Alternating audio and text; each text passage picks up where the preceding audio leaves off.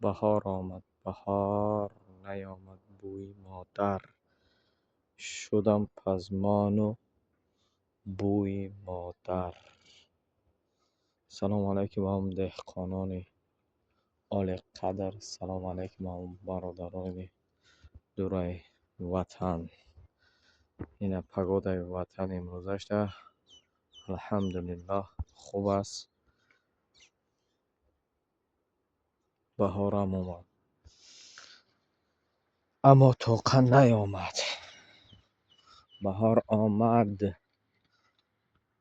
اما توقع نیامد. ماه مبارک رمضان به هر یک شما مبارک میگردانیم. پسچکان عزیز، خداوند مثل این علف قلب های ما را سبز و خرم بگرداند. در این ماه مبارک رمضان ما تخفیف خود را یا که اکسیه خود را برای پسچکان خود ما هدیه می‌نیم.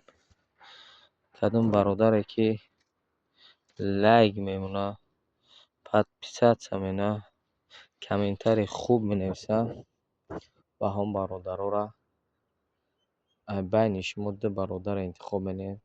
یک коробка банан به هر یکی شما را هدیه میکنیم برای ماه مبارک رمضان.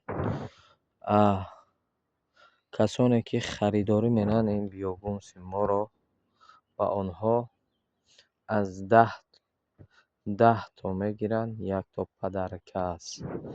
10 لیمچه همه بیابونس ما خریداری می‌نی. یک دانه پدرکه. فقط اکسیت تا روز 20 3 روز رمضان. امروز خودش 13 12 3 روز رمضان میشود. کسی که مثلا خریداری می‌نه از 10 یک تاش پدرکه 10 دونه میخری 11 پدرکه. و کسانی که کرمک کالیفرنیا خریداری می‌نه 2 کوادرات میگیری برادر. 1 کوادرات پدرکه. این کرمکای ما بنیم حالت اگه جایی که معقول تا هم تریتوریا گرفتن رفتن میگیری.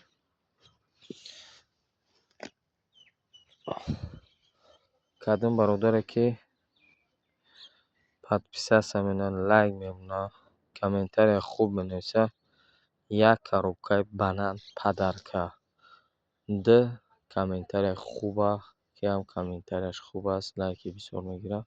هم 2 کسا و هم 2 برادر 1 коробка банан فرق نداره. اگه جای وطن هستی میای میگیری میره. خدا نگهبان تو باشه. در امان خدا باشه.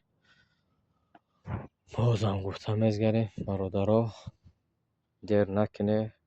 آبچو کمترش مونده به خاطر ماه شریف رمضان تخفیف می‌نیم. 10 لیمچه میگیری 1 لیمچه پدرکه. خدا نگهبان باشه. در امان خدا باشه.